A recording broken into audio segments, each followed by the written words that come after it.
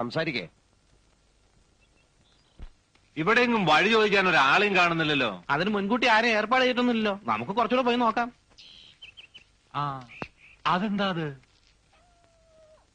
ഒരാളാ മൂത്രമൊഴിക്കാന്നാ തോന്നുന്നേ. മലർന്നു കിടന്നിട്ടോ? കഷ്ടം. പിടിച്ചെണീപ്പിച്ച് ചോദിച്ചാലോ? വാ.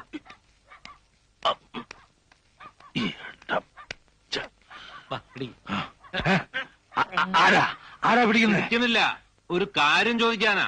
ഈ മാമ്പറ്റ അപ്പുമാഷ വീടേതാ? അപ്പുമാഷെന്ന് പറഞ്ഞത് ഞാൻ തന്നെ. വീടാ ഞാനും നോക്കണേ. നമസ്തേസ്തു മഹാമായേ ശ്രീപീഠേ സുരപൂജിതേ ശംഖചക്രഗദാഹസ്തേ മഹാലക്ഷ്മി നമോസ്തുതേ.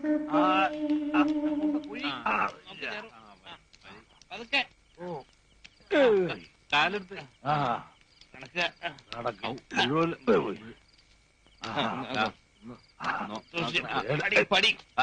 മൂപ്പര് ഇച്ചിരി ഓവറായി പോയി. കുഴപ്പമൊന്നുമില്ല, മോരിന്റെ ഒത്തിരി കലക്കി കൊടുത്താളി. ശാരദേ, പിടിക്കണ്ട പിടിക്കണ്ട, കുറച്ചൊന്ന് കിടക്കണം. അപ്പൊ എല്ലാം ശരിയാവും. ഓ ഞാൻ എന്റെ കുട്ടിക്ക് ഇത്തിരി എള്ളുണ്ട വാങ്ങിയിരുന്നു. ആ പൊതി എവിടെ പോയി? എന്റെ മോക്കേ ഭാനുവിന് വാ അച്ഛാ. അവക്ക് എള്ളുണ്ടാന്ന് പറഞ്ഞാൽ എന്ത് കൊതിയാന്നറിയോ? ഞങ്ങളെ മനസ്സിലായിട്ടുണ്ടാവില്ലല്ലേ? മംഗലശ്ശേരി എന്നാ നീലനൊരു കാര്യം പറഞ്ഞയച്ചിട്ടുണ്ടായിരുന്നേ. ആശാനുമായിട്ടൊന്ന് ആലോചിക്കാന്ന് കരുതി വന്നതാ. അതിപ്പോ കണ്ടീഷൻ മോശമായല്ലോ. നിങ്ങളൊരു പരിപാടി ബുക്ക് ചെയ്യാനാ 7 ലക്കര അമ്പലത്തിലെ. നിങ്ങൾ കാര്യവരോട് പറഞ്ഞു കൊടുക്കൂർപ്പേ. കുട്ടി എഴുന്നേൽക്കൂ.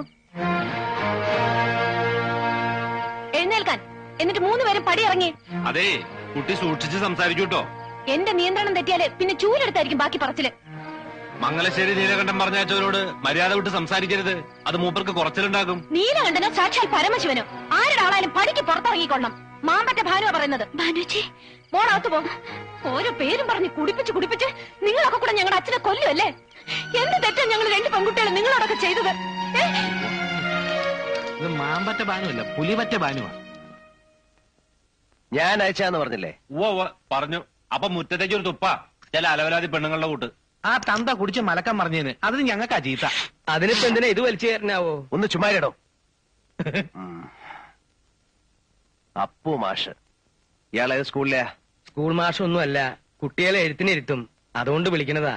പണ്ട് കുറച്ചു കാലം കലാമണ്ഡലത്തിലെ വേഷക്കാരനായിരുന്നു. അയാളെ ഒന്ന് കാണണമല്ലോടോ ഭരത. അല്ല, അബദ്ധം നമ്മുടെ പക്ഷത്താ പറ്റീന്ന് വെച്ചാ ക്ഷമ പറയാം.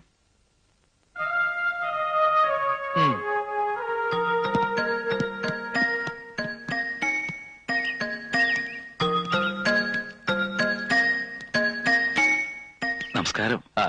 മാമ്പറ്റ അപ്പു മാഷ് അല്ലേ? ഇരിക്കൂ. വേണ്ട, നിന്നോളാം. എന്തായി പറയണേ? ഇരിക്കൂ മാഷേ. 7 ലക്കര അമ്പലത്തിലെ പാട്ടുപുര ഞാൻ പുതുക്കി പണിതു. കേട്ടു. അതിപ്പോ പുനരുദ്ധാരണം കഴിഞ്ഞ് തുറക്കുന്നത് ഏതെങ്കിലും ഒരു നല്ല കലാപരിപാടിയോടാവണമെന്നാ തീരുമാനം. ഓ, അതിനിപ്പോ പേരുകേട്ട കേമത്തികളെ വേണമെന്ന് വെച്ചാ മംഗലശ്ശേരി മാധവമേനോന്റെ മകൻ വിചാരിച്ചാ നടക്കും. അതൊന്നും വേണ്ട. നമ്മുടെ നാട്ടിൽ തന്നെ മാഷിന്റെ ഒരു മകളുണ്ടെന്നാരോ പറയുന്ന കേട്ടു. എന്താ മിടുക്കത്തിയുടെ പേരെന്ന് എനിക്കറിയില്ല. ഭാനുമതി. ഭാനുന്ന് വിളിക്കും. ഓ, നല്ല പേര്. അപ്പോ അങ്ങനെ ഒരു തീരുമാനത്തിന്റെ പുറത്താ ഈ മൊശകോടന്മാരെ ഞാൻ അങ്ങോട്ട് അയച്ചത്. ക്ഷമിക്കണം, അവളൊന്നും എന്തോ ഇത്തിരി കടുത്ത ഭാഷയിൽ സംസാരിച്ചു എന്നറിഞ്ഞു. ക്ഷമിക്കണം. ചേച്ചേ, ക്ഷമ അങ്ങോട്ട് ചോദിക്കാനല്ലേ മാഷെ വിളിച്ചു വരുത്തിയത്. അത് വേണ്ട, തെറ്റ് എന്റെ കുട്ടിയുടെയാണ്. എന്നാ പിന്നെ വരേ. മാഷൊന്ന് എണീക്ക. ഇത് 5001 ഉറുപ്പിയുണ്ട്, ഒരു ചെറിയ സമ്മാനം. തീയതി ഞാൻ അറിയിക്കാം. മോളുടെ ആട്ടം ഗംഭീരാക്കണം നമുക്ക്. പണം കണ്ടപ്പോ അച്ഛന്റെ കണ്ണു മഞ്ഞളിച്ചു അല്ലേ? അങ്ങനെ എന്റെ കുട്ടി പറയരുത്.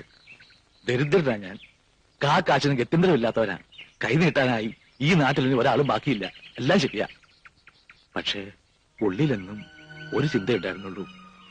എന്റെ മോള് ഭാനു, അവള് വലിയ ആളാകുന്ന ഒരു ദിവസമുണ്ട്. അന്ന് നിവർന്നു നടക്കാനാ ഞാനിപ്പോ നട്ടല് വളച്ചു പിടിച്ചിരിക്കുന്നതെന്ന്. അതൊന്നും എനിക്ക് അറിയാഞ്ഞിട്ടല്ല. കഥകൾ ഓരോന്ന് കേട്ടിട്ട് അയാൾ ഈ ജന്മം കാണാനുള്ള യോഗം ഉണ്ടാക്കല്ലേ എന്ന് പ്രാർത്ഥിക്കുന്നവളാ ഞാൻ. അതേ മനുഷ്യന്റെ അത് ഓർക്കുമ്പോഴാ. അയാളുടെ കാര്യം കളയു കുട്ടി. ഏഴിലക്കര അമ്പലത്തിലെ മൂർത്തിയുടെ മുമ്പില് എത്രയോ പുകൾപെറ്റ കലാകാരന്മാര് വന്ന് നൃത്തം ചവിട്ടിയ മണ്ഡപത്തില് അവിടുന്ന് തുടക്കം കുറിക്കാൻ കിട്ടുന്ന യോഗം അതെന്റെ കുട്ടിയുടെ ഭാഗ്യാണെന്ന് കരുതണം.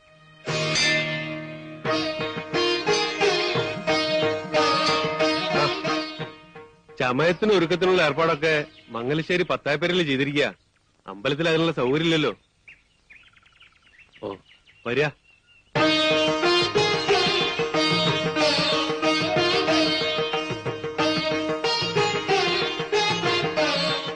വരിക. ഇതാ പത്തായപ്പേരിലേക്ക്. ഒരുക്കെല്ലാം പൂർത്തിയായ ഇവിടുന്ന് പോവാം അമ്പലത്തിലേക്ക്.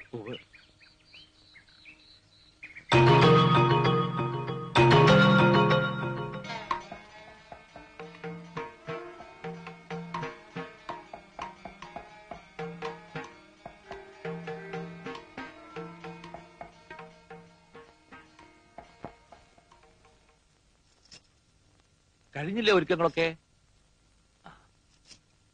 ഒന്ന് കാണട്ടെ കുട്ടിയെ.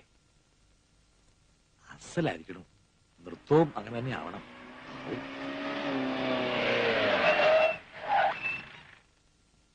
ഭാനുജി, നീലകണ്ഠൻ ഇങ്ങോട്ട് വാ കുട്ടി. എന്തത്ര വിശേഷിച്ച് കാണാൻ? നീ ആ പൂവൊന്ന് വേറെ എടുത്തേ.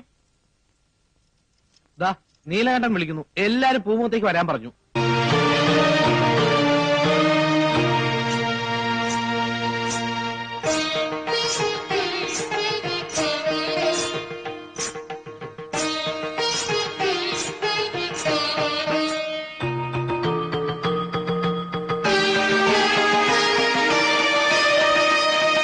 അപ്പോ ഇതാണ് അപ്പുമാഷിന്റെ മോളല്ലേ? തഞ്ചാവൂർ ഷൺമുഖം പിള്ളയുടെ ശിഷ്യ. കൊള്ളാം. എന്നാ തുടങ്ങാല്ലേ? ഉവ്വ്. എന്നാ നേരം കളയാണ്ട് അമ്പലത്തിലേക്ക് ഇറങ്ങാം. അമ്പലത്തിലല്ല, നൃത്തം എവിടാ നടക്ക? ഇവിടെ.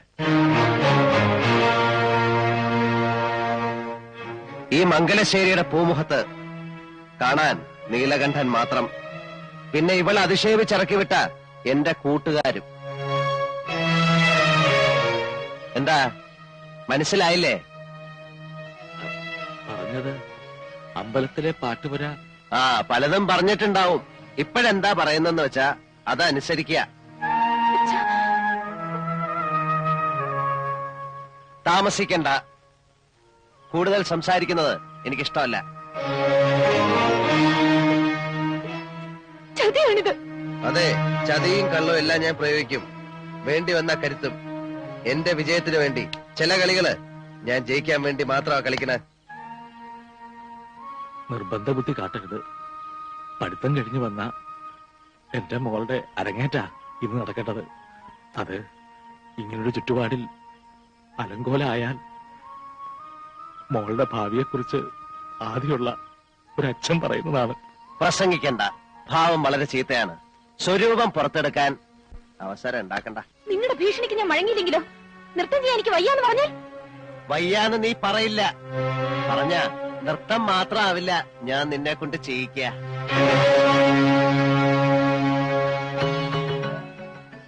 5100 റുപ്യ നിന്റെ തന്ത വാങ്ങിക്കൊണ്ടു പോയത്. അത് മുതലാക്കാതെ ഒന്നിനെ ഈ പടിപ്പുരയ്ക്ക് പുറത്തേക്കാൻ വിടില്ല. ഇത് നീലകണ്ഠനാ. വെറും വാക്ക് പറയുന്ന ശീലം എനിക്കില്ല. പണം വാങ്ങിച്ചു എന്നുള്ളത് നേരാ.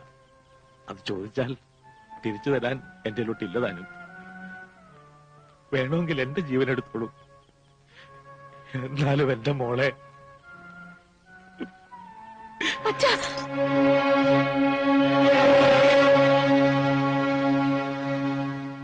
ഞാൻ തയ്യാറാണ്.